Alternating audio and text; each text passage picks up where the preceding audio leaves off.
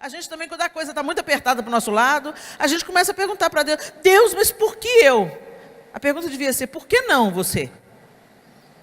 Outras pessoas também não passam por tantas adversidades, não é isso? E aí no verso 38, no capítulo 1, depois disso, o Senhor, do meio de um redemoinho, respondeu a Jó: quem é este que escurece os meus desígnios com palavras sem conhecimento? Cinge, pois, os lombos como homem, pois eu te perguntarei e tu me farás saber. Onde tu estavas? Onde estavas tu quando eu lançava os fundamentos da terra? Dízimo, se tens entendimento? Quem lhe pôs as medidas, se é que sabes? Ou quem estendeu sobre ela o cordel? Sobre que estão fundadas as suas bases? Ou quem lhe assentou a pedra angular? Quando as estrelas da alva juntas alegremente cantavam e rejubilavam todos os filhos de Deus? Ou quem encerrou o mar com portas quando irrompeu a madre? Quando ele pôs as nuvens por vestiduras e a escuridão por fraldas? Quando eu lhe tracei limites e lhe pus ferrolhos e portas? Oh, gente, eu vou mudar aqui para a versão NVT. Tá bom? Verso 10. Pois o contive atrás de portas com trancas para eliminar seus litorais. Disse: daqui não pode passar, aqui são ondas orgulhosas, suas ondas orgulhosas devem parar. Você alguma vez deu ordem para que amanhã aparecesse e fez o amanhecer se levantar do leste? Eu já começo a estremecer. Vai para o capítulo 39. O Senhor continua o seu desafio, é o meu título aqui. Você sabe quando as cabras monteses dão à luz? Viu as corças nascerem? Sabe quantos meses dura sua gestação? Sabe qual é o momento do parto? Elas se agacham para dar à luz a seus filhotes e assim suas crias nascem. Os filhotes crescem nos campos abertos e vão embora para nunca mais voltar. Quem deu ao jumento sua liberdade? Quem desatou suas cordas? Eu o coloquei no deserto, as terras estéreis são seu lar. Ele despreza o barulho da cidade e não faz caso dos gritos do condutor. Os montes são seu pasto, onde ele procura o capim. Acaso o boi selvagem aceitará ser domado? Passará a noite no curral? Você consegue prendê-lo no arado? Aí vai para o capítulo 40. Então o Senhor disse a Jó: ainda quer discutir com o Todo-Poderoso? Você critica Deus, mas será que tem as respostas? Então Jó respondeu: eu não sou nada. Como poderia encontrar as respostas? Cobrirei minha boca com a mão. Já falei demais, não tenho mais nada a dizer. Então, do meio do redemoinho, o Senhor respondeu a Jó: prepare-se como um guerreiro, pois lhe farei algumas perguntas, e você responderá. Meu Deus, que duelo! Porá em dúvida a minha justiça e me condenará só para provar que tem razão? Você é tão forte quanto Deus? Sua voz pode trovejar como a dele? Então vista-se de glória e esplendor, de honra e majestade, dê vazão à sua ira, deixe-a transbordar com os orgulhosos, humilhe-os com um olhar, pise os perversos onde estiverem, enterre-os no pó, prenda-os no mundo dos mortos. Então eu mesmo reconheceria que você pode se salvar por sua própria força. Meu Deus do céu. Vai para o 41. Eu já estou descadeirado e eu não estou lendo o capítulo todo. Você é capaz de pegar o Leviatã com um anzol? Ou prender sua língua com um laço? É capaz de amarrá-lo passando uma corda por seu nariz? Ou atravessar seu queixo com um gancho? Acaso ele implorará por misericórdia ou suplicará por piedade? Aceitará trabalhar para você e ser seu escravo para o resto da vida? Fará dele um animal de estimação como um pássaro? Ou deixará que suas meninas brinquem com ele? Comerciantes o comprarão para vendê-lo no mercado? É possível furar sua pele com lanças, ou ferir sua cabeça com arpões? Agora vai para o 42. Então Jó respondeu ao Senhor: sei que podes fazer todas as coisas, e ninguém pode frustrar teus planos. Perguntaste: quem é esse que com tanta ignorância questiona a minha sabedoria? Sou eu. Falei de coisas de que eu não entendia, coisas maravilhosas demais que eu não conhecia. Disseste: ouça e eu falarei, e eu lhe farei algumas perguntas e você responderá. Antes, eu só te conhecia de ouvir falar. Agora, eu te vi com os meus próprios olhos. Retiro tudo que disse e me sento arrependido no pó e nas cinzas. Senhor, essa é a tua palavra, tua bendita palavra. E ela não está aqui apenas para contar histórias vãs, ela está aqui para nos ensinar, para mudar a nossa mente. Com a mente transformada, nossas atitudes também serem modificadas. Ajuda-nos pelo poder do teu Espírito e marca-nos nessa noite com a verdade que vem do Senhor, em nome de Jesus. Amém e amém. Eu quero falar com vocês nessa noite sobre a contemplação de Deus. Será que nós temos investido tempo em nos deliciarmos em Deus? O salmista diz assim: agrada-te do Senhor, e Ele satisfará os desejos do teu coração. E a gente às vezes interpreta isso de uma maneira equivocada, porque a gente pensa que agradar-te do Senhor é fazer tudo para ser aceito por Ele. E como a gente cantou aqui, muito bem, não é nada que a gente faça, não está conectado com aquilo que a gente faz. É tudo sobre quem Deus é. E Ele nos alcançou, Ele nos transformou com seu infinito amor, como a gente viu aqui ontem. Mas nós entendemos isso com o nosso intelecto, muitas vezes. Você escuta eu falando, você apreende isso intelectualmente, você escuta, você entende e você fala, é. Mas você precisa de ter a sua experiência de contemplar Deus. De parar. Quando Deus começa a fazer essas perguntas para Jó, Ele não estava querendo se exibir. Deus não precisa, gente, Deus não tem problema de ego. Isso é coisa do homem. Deus não precisa se afirmar.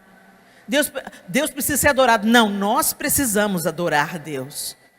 Porque a adoração é amor extremo. E esse amor extremo nos leva à conexão. E nessa conexão, nós somos transformados. Deus não vai mudar em poder, em santidade, se nós caminharmos diante dEle em santidade e amor. Ele está estabelecido em um alto e sublime trono. Deus não precisa da nossa adoração, nós é que precisamos de nos curvar em adoração e reconhecer o poder e a sabedoria e a grandeza de Deus. E nessa contemplação, nós vamos sendo transformados à sua imagem. Quando o Senhor condena os ídolos, Ele diz assim, tornem-se semelhantes a eles, todos os que os adoram. Então, surdos, cegos, mudos, vocês têm boca, mas não fala, têm ouvido, mas não ouve, têm olhos, mas não veem. Ele está falando, aqueles que adoram os ídolos serão semelhantes a Ele. E eu posso te dizer, aquele que adora o Senhor será semelhante a Ele. Mas às vezes a gente pensa que a adoração é apenas as músicas que acontecem aqui na igreja. Então a gente, é um momento tão precioso nessa conexão com o Senhor. E a gente, através das canções, que é apenas uma das múltiplas linguagens de adoração, nós nos achegamos a Ele no louvor congregacional e juntos nós o adoramos e cantamos sobre a sua grandeza, sobre o seu poder, sobre a sua majestade e força. Aliás, é um tempo que nós precisamos realmente de reavaliar as nossas canções de adoração, porque sutilmente o diabo está roubando a adoração. O momento da adoração a gente está cantando mais sobre como a gente se sente, ou sobre o nosso próprio umbigo, ou sobre as nossas próprias dores. Gente, tem hora para tudo. Tem hora para você cantar sobre as suas dores, tem hora aquela música de você vai cantar sobre a sua restituição, aquilo que Deus vai fazer na sua vida, momentos de ministrações específicas, mas a hora do louvor e da adoração, a centralidade absoluta é de Cristo. E até isso Satanás tem tentado roubar. Então a gente acaba cantando mais sobre nós mesmos nos períodos de louvor e adoração, do que sobre quem Deus é, sobre aquilo que Ele faz, sobre a sua grandeza, sobre o seu poder. Mas ele não se dá apenas, a gente não proclama isso, gente, apenas na hora que a gente está adorando. E a gente não adora apenas com música.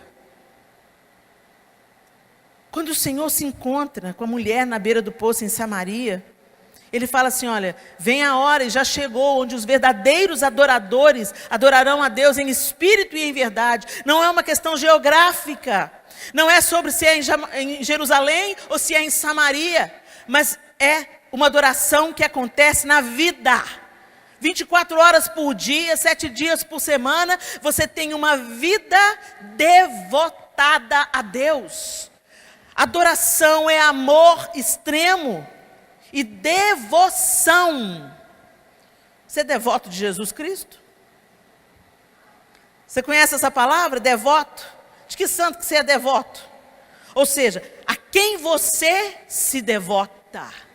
Por isso que a gente faz devocional. Devocional é o momento em que você para tudo que está fazendo, porque a prioridade da sua vida está diante dos seus olhos, e você para, não com a sua lista de pedidos, mas você para olhar para Ele. O tema desse congresso é Hoje Olhamos para Ele. É o acróstico de Hope. Hoje olhamos para Ele. Será que nós estamos olhando para Ele, gente? Será que quando nós assentamos diante de Deus no nosso devocional, nós contemplamos Deus? Será que quando a gente está lavando a louça, nós contemplamos Deus? Quando a gente está trocando a fralda de uma criança, estamos contemplando Deus em espírito e em verdade. É algo que acontece no transcendente e é algo que acontece no natural. É algo que a gente pensa que a igreja é o lugar da adoração. Gente, a vida é o lugar da adoração. A sua vida deve ser devota ao Senhor. Então, se você está trabalhando, você é um ministro no mercado. Você está trabalhando, você está cuidando do dente das pessoas, você está cuidando de criança, você está passando flúor na criançada. Você está tornando o nome do Senhor conhecido, porque tudo que você faz na sua vida tem o Senhor na centralidade de tudo. Você vê o propósito de Deus em tudo.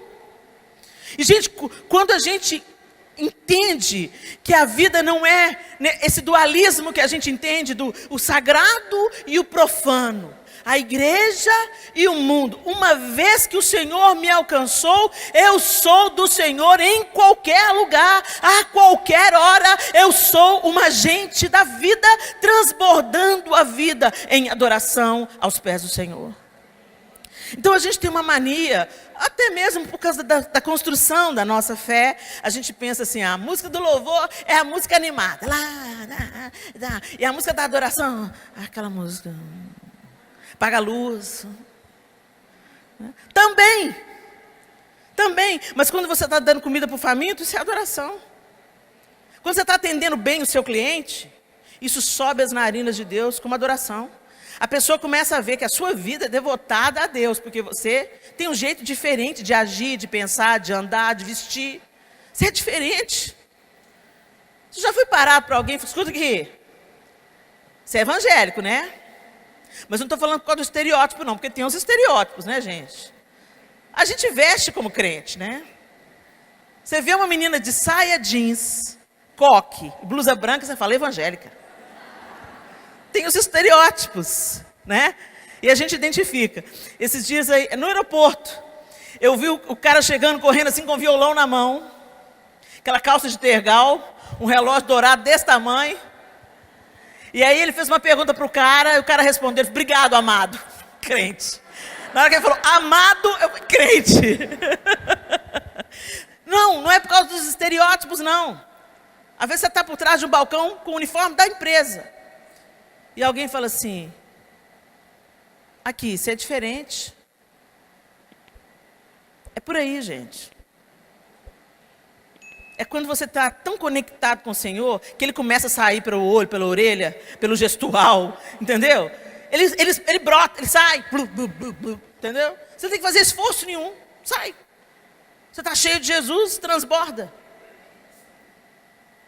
E você vive a vida para a glória de Deus. Isso é uma vida de adoração. Mas, gente, ela é resultado de intencional contemplação. A gente precisa de contemplar Deus. Como assim, Helena? A gente não enxerga Deus.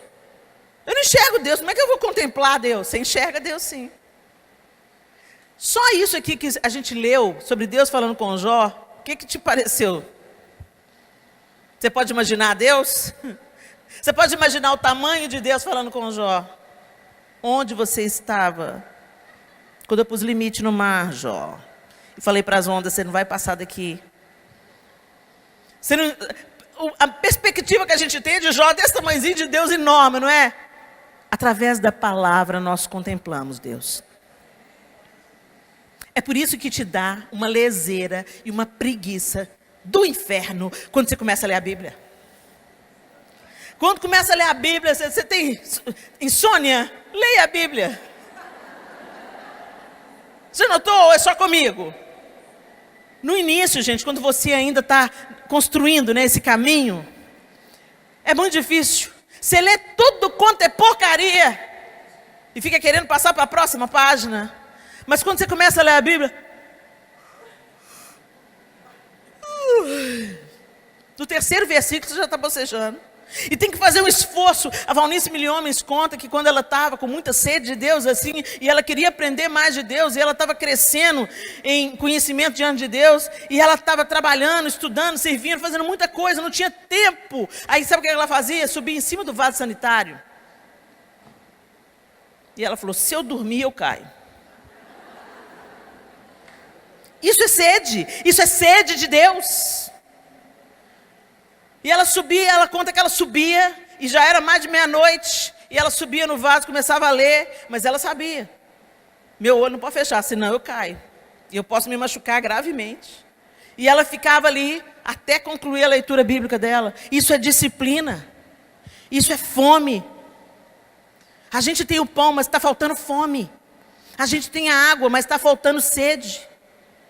E a gente coloca tudo quanto é guloseima para dentro, aquilo que não te dá vida, ao invés de colocar aquilo que te faz contemplar Deus. Só para vocês terem uma ideia. Espera aí, fica aí comigo. Vou escolher um texto aqui, aleatório, entrou um cabelo no meu olho, gente, mas isso não vai me atrapalhar. Vamos lá. Um texto. Vamos lá. Então, vi um anjo descer do céu, trazendo na mão a chave do abismo e uma grande corrente.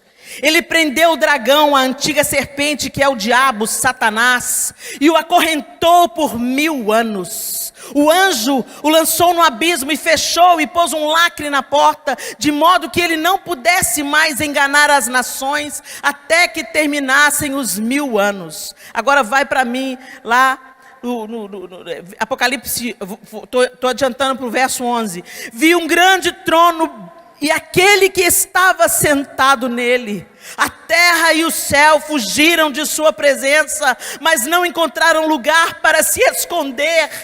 Vi os mortos, pequenos e grandes, em pé diante do trono de Deus, e foram abertos os livros, incluindo o livro da vida. Os mortos foram julgados segundo o que haviam feito, conforme o que estava registrado nos livros. O mar entregou seus mortos, e a morte e o mundo dos mortos também entregaram seus mortos, e todos foram julgados de acordo com seus atos. Então a morte e o mundo dos mortos foram lançados no lago de fogo. Esse lago de fogo é a segunda morte, e quem não tinha o nome registrado no livro da vida foi lançado no lago de fogo. Então vi um novo céu e uma nova terra, pois o primeiro céu e a primeira terra já não existiam, e o mar também não mais existia. E vi a cidade santa, a nova Jerusalém, que descia do céu da parte de Deus, como uma noiva belamente vestida para o seu marido. Ouvi uma forte voz que vinha do trono e dizia: vejam, o tabernáculo de Deus está no meio do seu povo, Deus habitará com eles, e eles serão o seu povo. O próprio Deus estará com eles, Ele lhes enxugará dos olhos toda lágrima, e não haverá mais morte, nem tristeza, nem choro, nem dor. Todas essas coisas passaram para sempre. Como é que você termina uma leitura dessa? Assim como eu estou. Uau! Contemple a majestade de Deus. Quando você se debruça sobre as Escrituras, até nas misérias, quando você vê o pecado de Davi com Betseba, Deus manda o profeta Natã à casa de Davi, corrigir Davi. E ele compara Betseba a uma cordeirinha. A gente vê o Deus grandioso, majestoso, se importando com uma mulher que foi tomada à força por quem deveria protegê-la. Deus não põe panos quentes no pecado de Davi. Ele corrige Davi. E ele chama, ele compara Betseba, a cordeirinha. Eu já vi gente falando mal de Betseba. Betseba foi tomar banho no terraço, porque era Davi que estava no terraço, quando ele deveria estar na guerra. Era Davi que procurou saber quem era aquela mulher. E ele sabia que era a mulher de um dos seus valentes mais leais. Era Davi que não podia cobiçar aquela mulher, porque ele já era cheio de esposas. Deus não passou pano para Davi, não. E o filho de Betseba se tornou o sucessor. Não aquele que foi fruto do adultério, mas Salomão, que nasceu do casamento de Betseba. Ele se tornou o sucessor mais próspero de Israel, Salomão. E quando você para para contemplar as Escrituras, você vai ver um Deus grande, mas que inclui na genealogia do Messias Raabe a prostituta, Ruth a moabita, Tamar, a mulher que injustiçada foi reivindicar o direito de gerar um filho da tribo de Judá. As coisas loucas para confundir as sábias. O Deus que escolheu uma mulher para ser juiz em Israel no tempo dos juízes. Podia ter escolhido Lapidote, marido dela, mas escolheu Débora. Um Deus enorme, mas que se importa com o pequeno. E se nós não pararmos para contemplar esse Deus bondoso, misericordioso, mas também justo. Também um Deus tremendo, Deus que põe freio nas ondas e o Deus que libera a catástrofe. Se nós não pararmos para contemplar Deus na sua grandeza, na sua misericórdia, na sua bondade, se nós não olharmos para Ele como Ele é, nós vamos customizar Deus. E esse é o problema dessa geração. Você cria um Deus no seu modelo, igual o sanduíche. Você vai lá, não, isso me parece justo, isso não é justo, isso me interessa, isso não me interessa. Não, esse negócio de Deus condena, não, essa parte eu pulo. Não. E aí você cria um Deus Papai Noel. Se eu comportar direitinho, ele tem a obrigação de trazer presente. Ou então Deus gênio da lâmpada. Se eu orar, jejuar e fazer meu devocional, ele vai atender os meus pedidos. Isso não tem nada a ver com Deus da Bíblia, gente. E aí a gente começa a viver com um Deus imaginário. Um Deus que não é o Deus das Escrituras Sagradas. E a gente começa a viver uma vida besta, uma vida pecaminosa, uma vida que não se compromete, uma vida que não transborda, porque a gente formou um Deus para nos servir. E a gente pensa de verdade que Deus é aquele que eu vou determinar e Deus vai fazer, porque Ele é meu empregado. A gente começa a se relacionar com Deus como se a gente que fosse Deus. Você conhece os menininhos tirano? Você já deve ter visto um tiraninho por aí. O menino tem 2 anos, é a mãe e o pai anda atrás. O que foi, filhinho? Não quero! Cala a boca! Já viu? Sobe um ranço, não sobe? Mas não é contra o menino não, dá vontade de pegar a mãe e o pai e esfregar a cara no muro de chapisco. Por aí você vai vendo como eu preciso ser transformada, gente. Jesus me batiza no amor, me batiza no amor, me batiza no amor. Põe as 2 mãos em mim. Mas dá vontade, dependendo da circunstância que você está vendo, dá uma raiva. O menino bate na cara da mãe, pá, pá, pá. E o pai fala, não faço não, filho. Aí ele vai na cara do pai também, pá, pá, pá. Dá vontade de entrar na fila aí também, pá, pá, pá. Meu Deus, o que é isso? E depois fala assim, eu não sei o que eu fiz de mal. Eu dei tudo para esse menino. Esse que é o problema. Deus te dá tudo. Porque senão te estraga.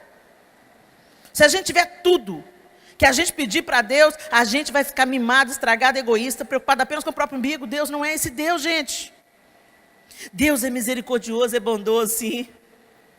Ele nunca vai te dar pedra no lugar de pão. Ele nunca vai te dar cobra no lugar de peixe. Mas Deus te ama, inclusive, quando Ele fala não. Quando Ele fala espera, ou quando Ele fala, isso não é para você, filho. E aí a gente fica recalcitrando com os aguilhões. Como assim, Deus? O Senhor não vai fazer nada. E Deus vai olhar para a gente. Não. Esse é o Deus verdadeiro. Que põe limite, que fala não. Porque Ele conhece a nossa estrutura. O que Ele vai dar para a Ju, Ele não vai dar para mim. Porque a Ju é uma pessoa, eu sou outra. Tem um propósito para a Ju, tem outro propósito para mim. Não é para competir, não é para comparar. Nós somos indivíduos muito únicos, muito singulares. E Deus vai trabalhar cada um na medida que tem que trabalhar. E cada um cumpre um propósito que não é sobre o próprio umbigo apenas. Por isso que o Pai nosso, que estás no céu, é nosso. Tem gente que pensa que só tem Ele na terra, entendeu? Que Ele é o reizinho e que a Trindade está orbitando em volta dele. Então é isso, eu sou tão amado por Deus. Você é, e o seu irmão que está do seu lado aí também. Nós somos amados por Deus. E para um filho, eu tenho 4 filhos. Cada um deles é de um jeito. Eles foram educados pelo mesmo pai, pela mesma mãe, são filhos do mesmo pai, da mesma mãe, cresceram na mesma igreja, estudaram na mesma escola, receberam os mesmos princípios, comeram a mesma comida, e cada um é de um jeito. O que funcionou para um, deu radicalmente errado com o outro. Não tem bula. Tem bula para menino não, gente. É a dependência de Deus. Jesus, vem aqui, Senhor, põe a mão na minha cabeça, a mão na cabeça desse menino também. É dependência total. Ensina-me, Senhor, a ensinar esse menino. Ensina-me, Senhor, a ser um exemplo para esse menino. É um desafio. Agora imagina nós. Somos tão distintos, mas somos filhos. Somos filhos. Agora o propósito de Deus não é só sobre você. O propósito de Deus passa por você, alcança você, cura você e atinge o outro. Por isso que quando a gente ora, Pai nosso que estás no céu, santificado seja o teu nome, venha a nós o teu reino. É nós, gente, não é? Pai meu que está no céu. O meu filho Miguel chama o João de pai meu. Eu vou ser o meu filho. Ele é seu, da Clara, da Sofia e do Arthur também. Não tem problema você chamar Deus de pai meu, mas você tem que lembrar que o seu irmão também é filho do mesmo pai. E essas coisas, gente, a gente vai recebendo à medida que a gente contempla Deus através da sua palavra. Então você pode vir num ajuntamento como esse, e a gente pode falar, a Gabriela cantou, a Ju veio aqui, nos deu uma palavra tão poderosa, esse louvor lindo de adoração, e criando essa atmosfera de rendição diante do Senhor, declarando que Ele é majestoso, Ele é Jiré. Agora eu quero te dizer, nada disso vale, se você não voltar para sua casa e continuar contemplando Deus. A gente tem que parar de viver na manivela dos encontros, dos eventos. Porque eles são maravilhosos, mas eles são um catalisador. Aproveita o incêndio. Aproveita o catalisador. Aproveita a chama. E não deixa ela apagar. O problema é que a gente sai daqui uma benção, até flutuando. Vai para o acampamento de carnaval, volta todo mundo. Mãe, deixa que eu lavo a louça, mãe. Aí vai falando, começa a falar em línguas. É uma bênção. Daqui 4 dias o brilho vai se esvaindo. Põe o véu na cara, mas o brilho já foi. Quando vem para a igreja, põe o véu na cara. A paz do Senhor. Mas quando chega em casa... O velho homem está aí, porque o miserável não morreu afogado na água do batismo. Sabe nadar. Então, gente, essa chama é uma chama que a gente acende todo dia, através da contemplação das Escrituras. Quantos aqui já leram a Bíblia toda? Fica de pé quem já leu. Não mente não, hein, gente? Faz parceria com o diabo, não. Quem já leu a Bíblia toda, fica de pé.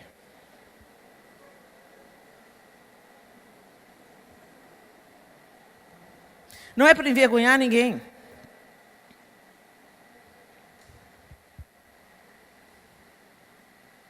Mas dá uma olhada em volta. Eu vou arriscar 20%. 20%, pode sentar.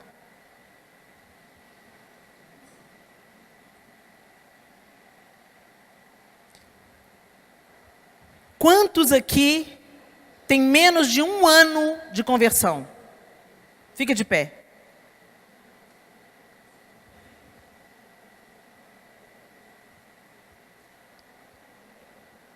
Pode sentar. Vocês entenderam? Porque é difícil ler a Bíblia. Ler a Bíblia é uma guerra espiritual. Você vai ler a Bíblia, o telefone toca.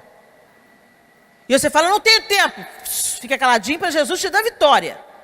Porque se você vai olhar no aplicativo do seu celular, você fica 5 horas no Instagram, no WhatsApp, usando o celular, as redes sociais. 5 horas. Então não vem me dizer, se você lesse a Bíblia 5 horas por dia, você lia ela em 3 meses.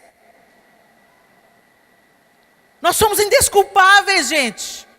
Somos indesculpáveis. Enquanto isso, os muçulmanos de 5 anos já têm que saber o Corão de cor. Como é que a gente vai ensinar a nova geração a amar a palavra de Deus se eles não veem a gente lendo a Bíblia? Como é que nós vamos permanecer firmes no dia da tribulação ou saber exatamente como o Senhor está fazendo se a gente não contempla Deus? Como que o nosso caráter vai sendo melhorado se a gente não contempla Deus?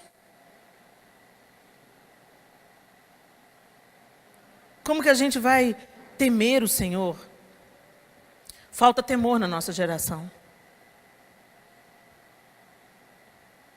O Senhor é amigo.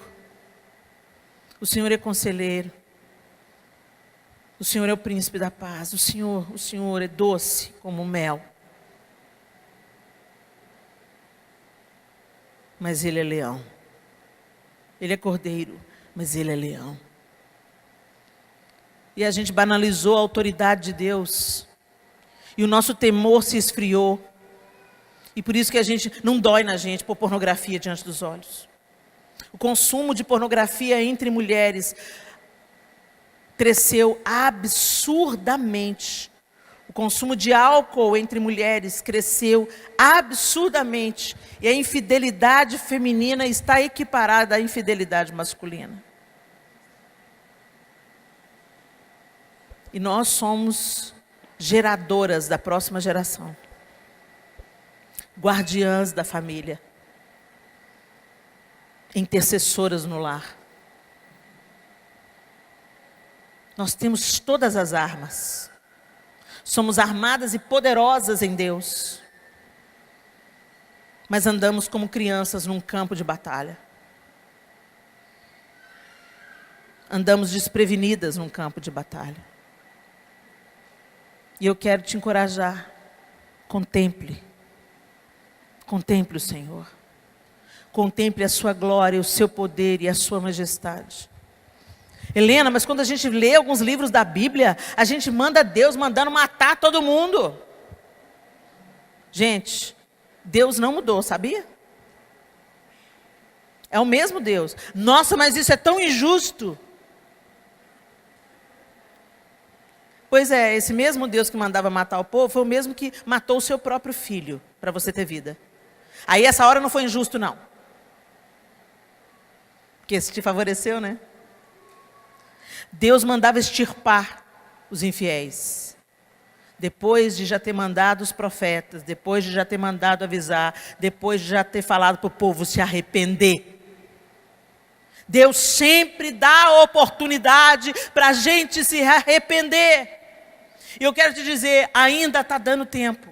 Ainda tem tempo para você mudar o seu caminho. Ainda tem tempo para você construir um caminho de devoção e de adoração diante de Deus. Ainda tem tempo de você se assentar diante de Deus e contemplar a sua face amorosa, a sua face cuidadora, receber o seu amor redentivo, mas também contemplar a sua justiça, o seu poder, a sua majestade e tremer diante da sua ira. E querer escapar da sua ira pelo caminho da obediência.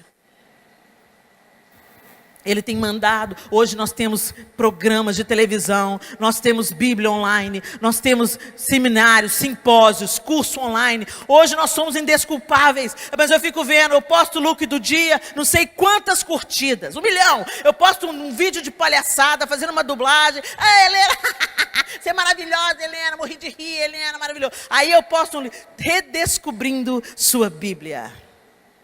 Aí as visualizações só foram caindo.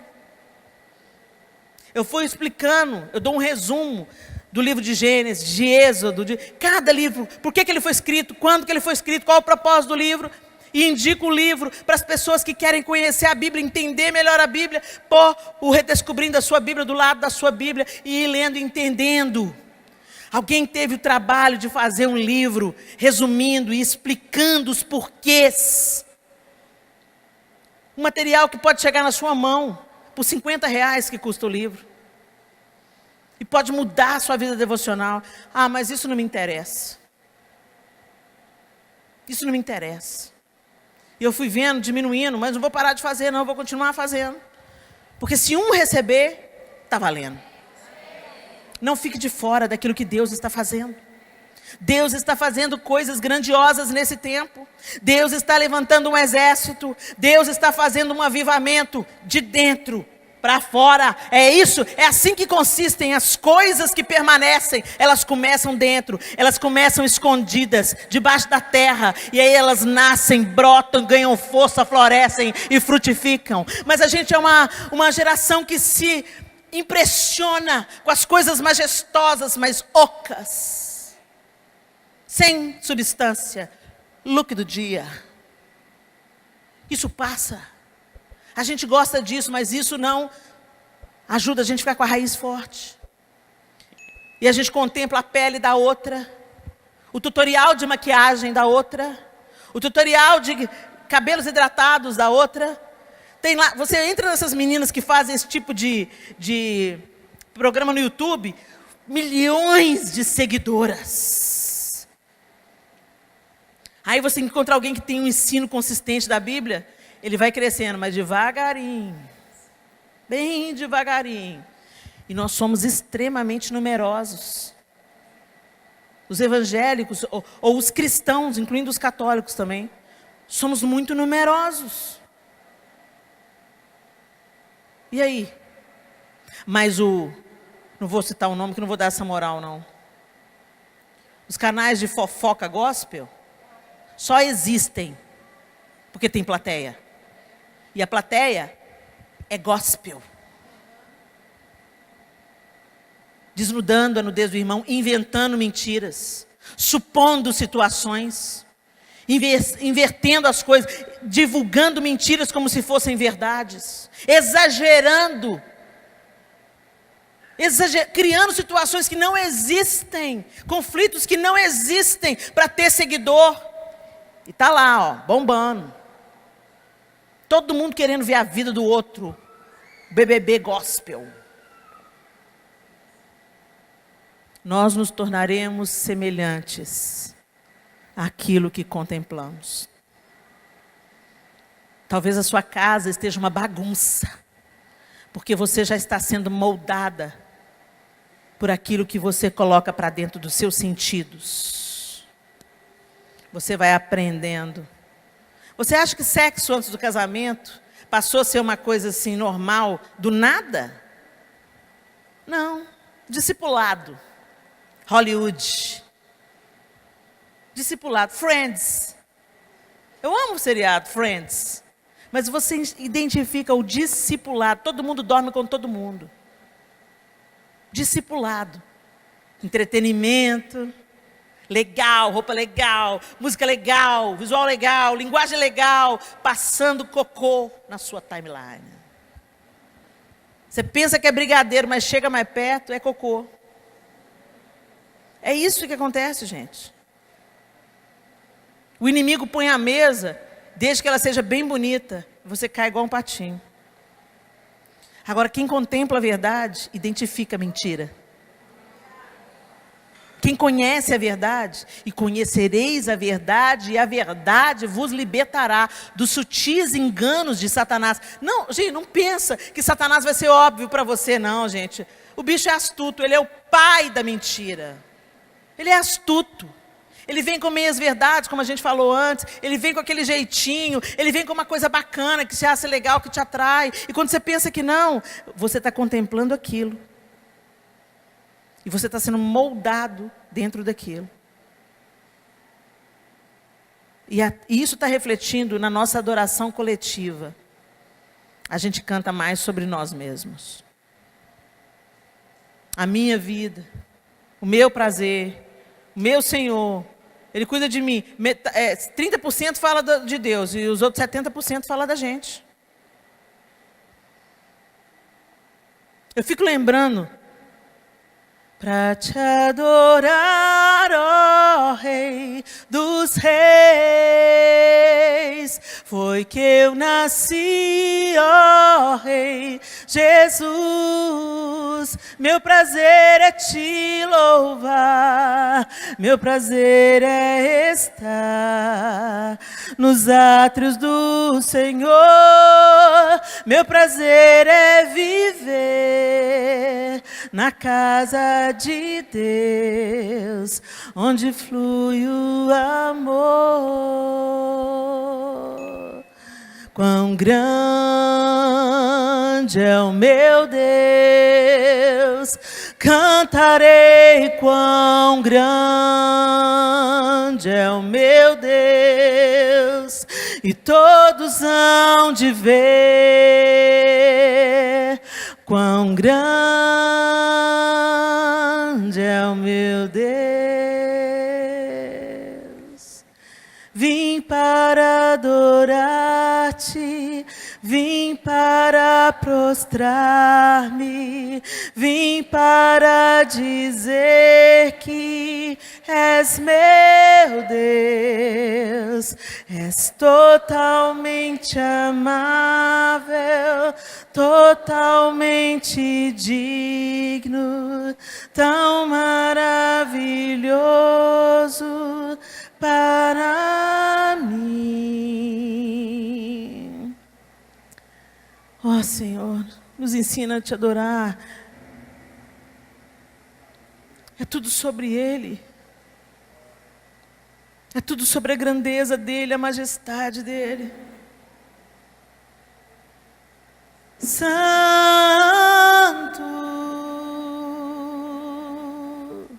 só Tu és santo,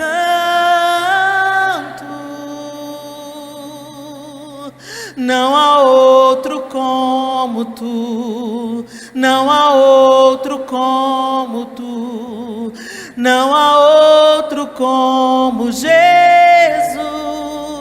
só Tu és santo,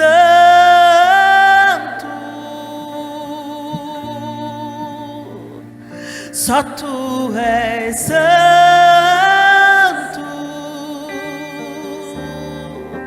não há outro como Tu, não há outro como Tu, não há outro como Jesus. Ah, Senhor, fique de pé no seu lugar. Contemple o Senhor. Feche os seus olhos. Eu quero que você dê uma olhada para a sua vida secreta com Deus. Nós somos adoradores de plateias, adoradores na igreja, adoradores na hora do louvor. Mas quando você serve alguém com o Senhor na centralidade do seu gesto, isso sobe as narinas dele como adoração, em espírito, em verdade. Quando eu cuido de uma criança, é para a glória de Deus. Quando eu sou excelente no meu trabalho, é para a glória de Deus. Quando eu chego pontualmente e saio na hora que eu devo sair, é para a glória de Deus. Quando eu cuido da casa e da minha família em serviços ordinários, é para a glória de Deus. Quando eu amo o meu marido e sou leal a ele, é para a glória de Deus. Quando eu beijo os meus filhos e os abençoo, é para a glória de Deus. Quando eu canto as minhas canções de amor na igreja, é para a glória de Deus. E o que eu assisto, o que eu consumo, também é para a glória de Deus. O meu dinheiro é para a glória de Deus. Tudo quanto fizerdes, fazei-o como para o Senhor. Tudo é ministério. Você é um ministro de mercado, você é um ministro quando é um dentista, você é um ministro quando é um professor, você é um ministro quando é um enfermeiro. Uma vez uma enfermeira virou para mim e falou: Helena, você está lançando um livro, eu queria tanto fazer alguma coisa para Deus. E eu falei com ela assim: o que é que você faz? Eu sou enfermeira aqui no hospital infantil aqui do lado. Inclusive essa semana chegou um menino em estado muito grave e a médica falou que era para eu ministrar um medicamento só para não falar que ela não fez nada, porque o menino não ia vingar. E quando eu comecei a injetar no soro o medicamento, eu falei: Senhor, ressuscita esse menino e deixa ele viver para a sua glória. A médica riu de mim, me ridicularizou, mas o menino melhorou.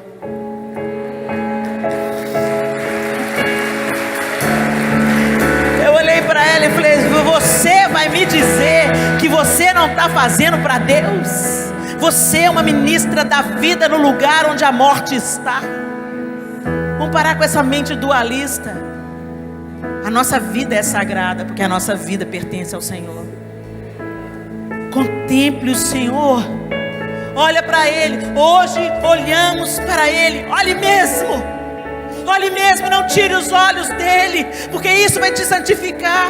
Não tire os olhos dele, porque isso vai te deixar mais amoroso. Não tire os olhos dele, porque isso vai dar propósito para a sua vida. Não tire os olhos dele, porque isso vai reorganizar os seus outros relacionamentos. Não tire os olhos do autor e consumador da nossa fé. Coloque os olhos em Cristo e contemple sua glória e majestade, porque não há outro como o Senhor.